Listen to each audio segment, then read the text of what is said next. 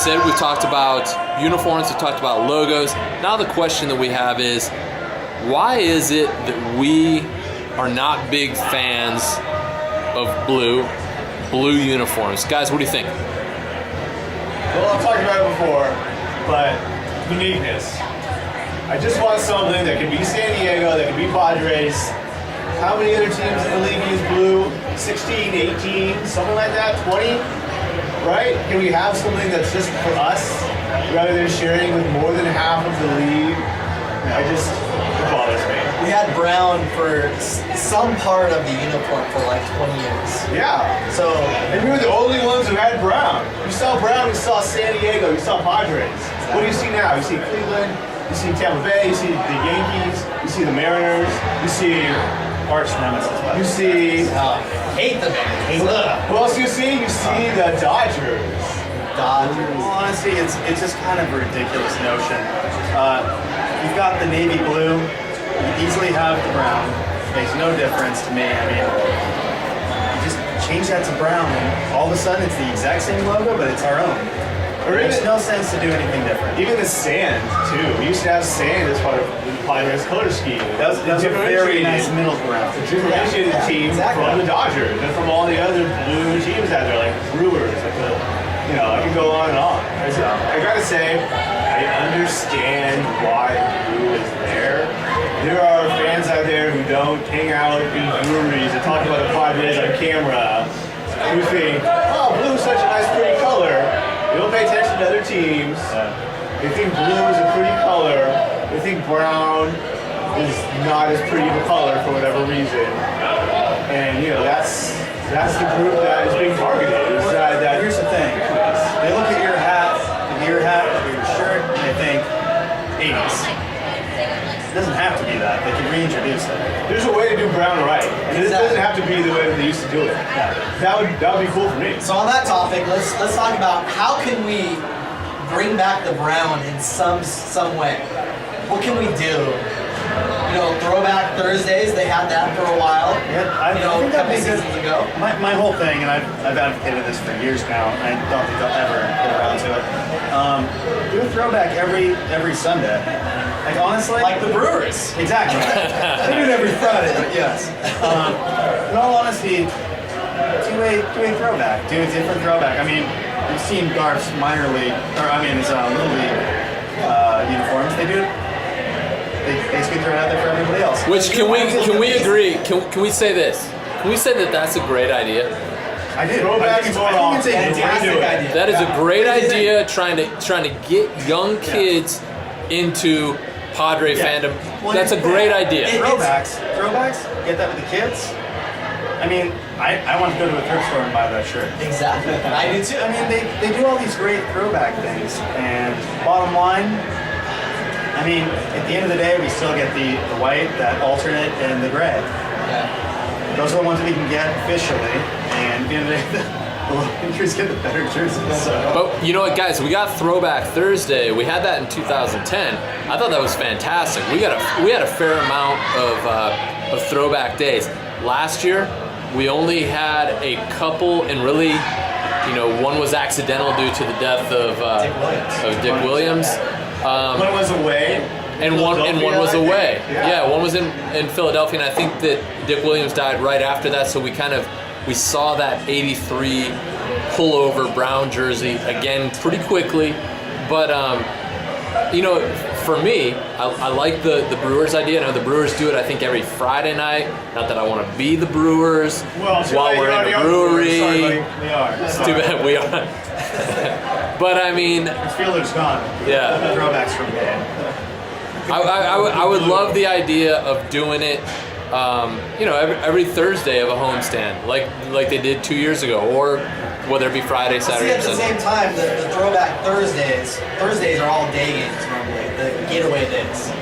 So, it's not as crowded as like a Friday night game or a Saturday night game. Change the day. It's throwing people a bone, is what it is. Yeah, it's just like, we'll give you the Thursday games that hardly anybody goes. Exactly. It's almost like someone got defensive when they eliminated throwback games. Like everyone wants them, so we're gonna push blue on you instead. And the funny thing is, I don't know a single person that goes out and buys the New Jerseys. I know everyone that goes out and buys. I mean, like your guys' hats and everything else. The only one who did was Bo, which is the reason why we kicked him out of here. Well, you know, I think that's also a thing for us to note. I've got to pause for a second. I'm trying to think what was my point that I was going to make. there are some people who do like the blue. Oh, because it's pretty and because it looks nice. no, you've already said that. You've already said that. It's still No, completely true. Completely agree with you.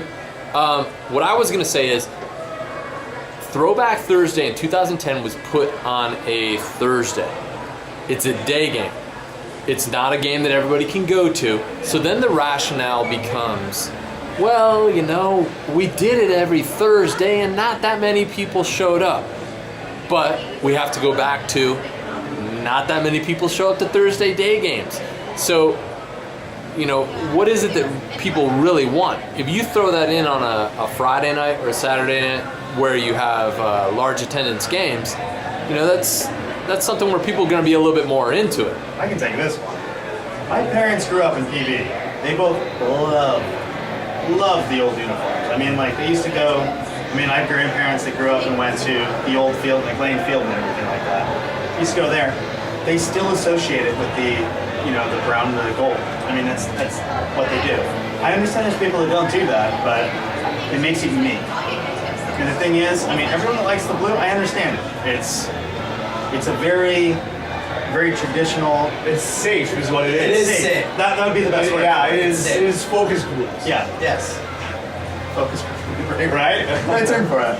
That's kind of my parents. So I mean, like they grew up here, and not that I'm any different. I mean, like I grew up under their roof, so I obviously appreciate that. But they like the brown and the gold and orange. I mean, that's kind of what they do. I mean, it's unique, and obviously. If you grew up in the 80s, it was awful. That doesn't mean it has to look the exact same.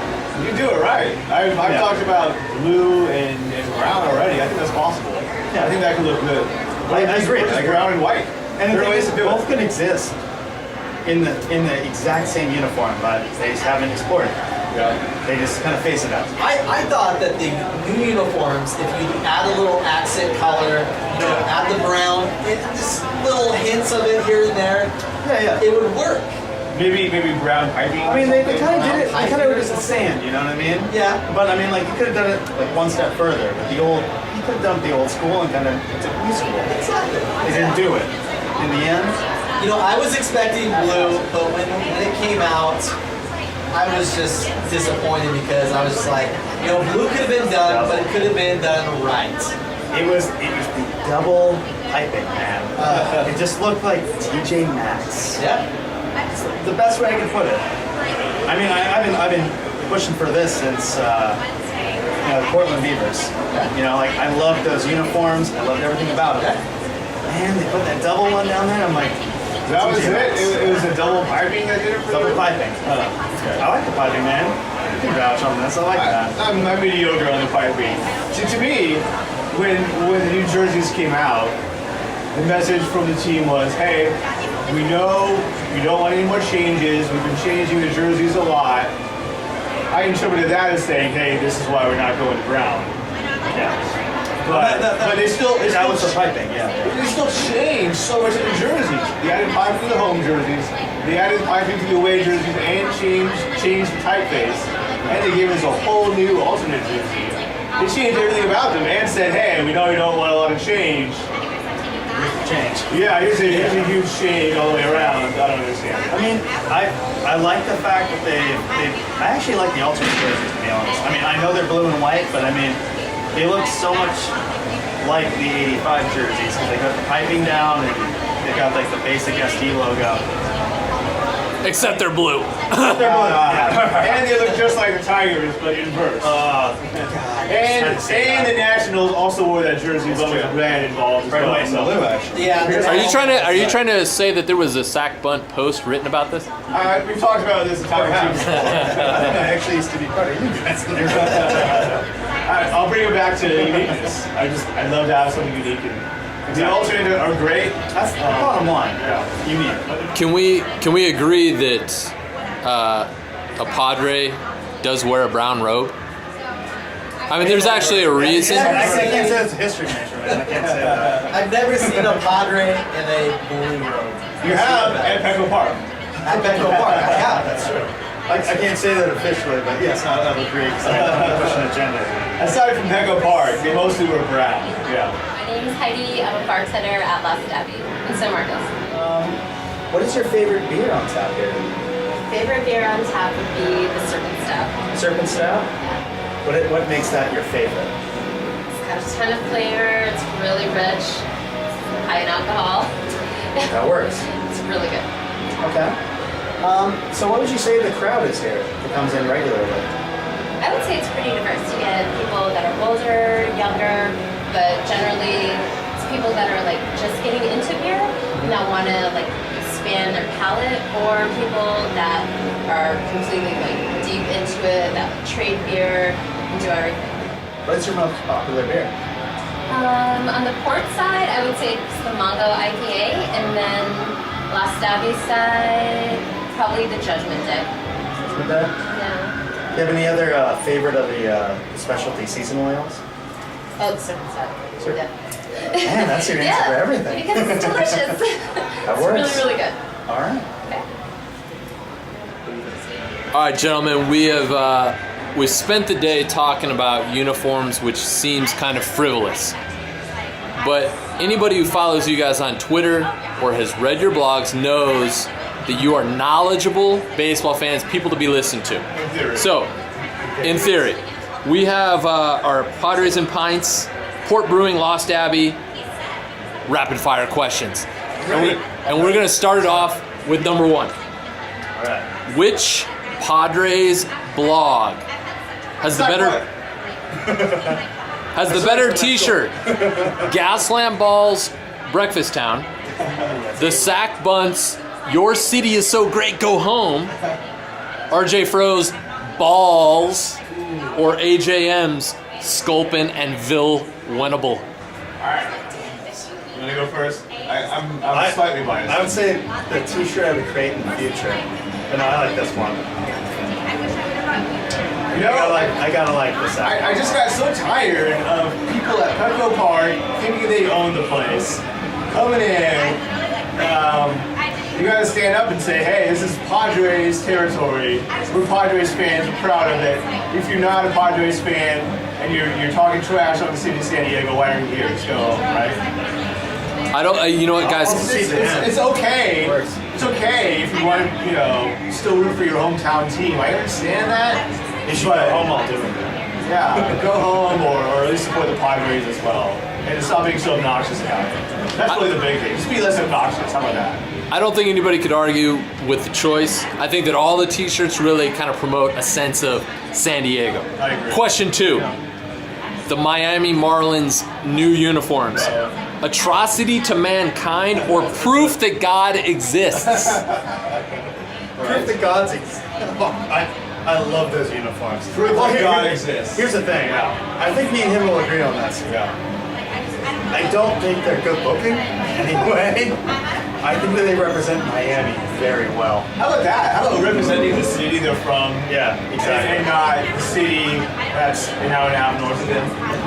I always thought that they were a spin-off of the Miami Hurricanes baseball team, and they're good. So I mean, what's wrong with that? Yeah, how about that? Can't beat that. All right, question 3.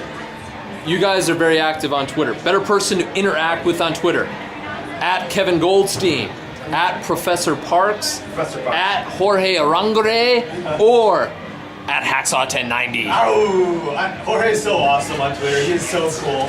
He's so much fun to talk. I'd say between Jorge and Professor Parks, man. And I've been insulted by Kevin Goldstein on Twitter, and it was great. I really enjoyed it. So I encourage more of that behavior. Well, here's the thing. You can kind of see by the way I'm dressed. Professor Parks might like me a little bit more. Brian Gordy, man. I know he likes tequila and mezcal, and I kind of him. He hates gravy. I hate gravy. He's awesome. Jorge is so cool. Yeah. I like him a lot. Either way, Fair. I'd say Jorge Gordy or Professor Parks. Either way, not Kevin Goldstein. Never talked to him. He does not like me. He doesn't like anyone. He hates everybody. Jorge is good. All right, guys. Question 4 of the rapid fire.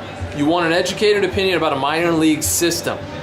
Do you go with Baseball Prospectus and Kevin Goldstein's Top 11, Baseball America's Prospect Handbook, or John Sickles of MinorLeagueBall.com?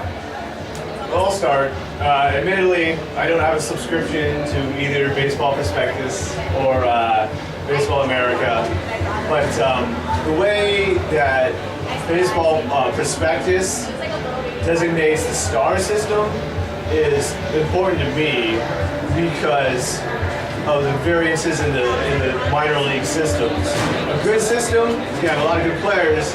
Like the Padres right now, have a really deep system, and even players lower in the rank are going to be great prospects.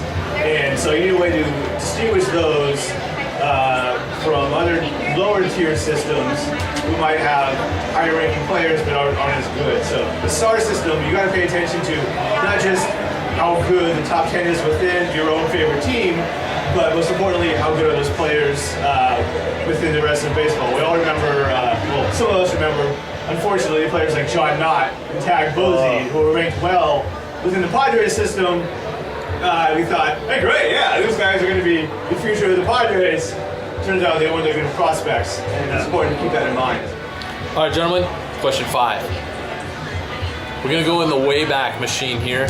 Back machine. Yeah. In the film Bull Durham, I used to watch that for my high school team. in the film Bull Durham, Crash Davis said that he believed in, among other things, high fiber, good scotch, and that the novels of Susan Sontag are self-indulgent, overrated crap. I agree with that. Please comment. I agree completely. I mean, can I say anything more than that? I agree with a good scotch. Do you even know who Susan Sontag is? Because I sure don't. Yes, I do. No. Who is she? I tried to Google her so that I could present her in a nutshell, and honestly, I couldn't. We'll keep that on another topic. She was unnutshellable. Unnutshellable? There you go. Was that your? So Drink can you that. explain who she is? We should probably save this for another topic. Scott, I'm gonna go with Susan Sontag. Self-indulgent, overrated crap. Question 6 of rapid fire, gentlemen. You are offered 1 growler of beer from any brewery in San Diego, of which all Lost Abbey / Port Brewing selections are excluded. Which beer do you choose? Sculpin IPA. Ooh, Sculpin. I gotta do it. I got it. Sculpin? Yeah. Sculpin's a good beer, man. Okay. Alright. I would go with, man, excluded Port and Lost Abbey, huh? Yeah, excluded. It's not fair. I got to tell the company line on this one. I'd say I gotta love Ballast Point. I like their Sculpin Habanero's good. Yeah, I got that. It's good. I also like the Victory at Sea is good. I haven't had that. I don't know. I gotta tell the company line on this one, but I'll say Victory at Sea. Okay. So I'm expecting at least 1 order of a Sculpin and Vil Wenable shirt tonight. I don't understand the shirt. Apparently, it's something. It's a good shirt. So no one's gonna explain it to me. It's just. I went crazy. I went crazy on Will Venable after drinking Sculpin. That's the story. Well, Okay. You didn't catch that just from the. it's an all caps post. All right. So do we have any parting words from Woe Doctor or the Sack Bunt North American representative? I gotta say hi to my South American representative, to Ray. Hey Ray. It's been fun with you, man. We've had a lot of fun doing the blog. And, this is actually my first public appearance as Melvin from the Sac Bunt. Who won't let you know your real name? What's up? Who won't let you know your That is my real name. It's my birth name. Melvin? Oh, Yeah, Melvin sorry, Gibbons. sorry. Yeah, right. Yes. Sorry. It's been great participating in the Padres community the last couple of years. When we started, a lot of us wasn't around. It's been so much fun just being out there at games. I really encourage anyone out there to come out to meetups at games and to hang out with us. It's a lot. It's weird like not being online and talking to people, but it's totally worth it. Yeah. All I gotta say is the guy that does that blog with me, Eric, is a jackass. He's not here right now. All right. That's all I gotta say about that. He's not here, man. That's all I gotta say. See, it was so easy to introduce the North American representative of Sac Bunt with our South American representative absent. Eric's a good guy, man. But what do we say? What do we say about Eric? You're Eric's both a North. flake, man. He's He's a flake. you're North County. He lives right by me. You're North. Oh, so you're both North County. Okay, so Well, okay. Let's how can put we it this way. describe one? He lives in Marietta, but he crashed. Oh my license. fuck, no, Marietta. Oh, Marietta, right? Holy shit, that ain't North County. Marietta? That happens? I know. That's like a thing. Right? I've gone to games up there. Like, All right, like, from to see from the now on, backyard. Oh. Eric of Woe Doctor is referred to as our Canadian representative. And our Canadian Let's say- representative let's say could not this be right here, now. but our North County Let's rep just was say here for that Woe he Doctor. can't even- This is Rick, RJ's Pro. We're all empty now. I guess that means the episode's over. Thanks for joining us. Padres and Pints, episode 3. I wanna be the door running.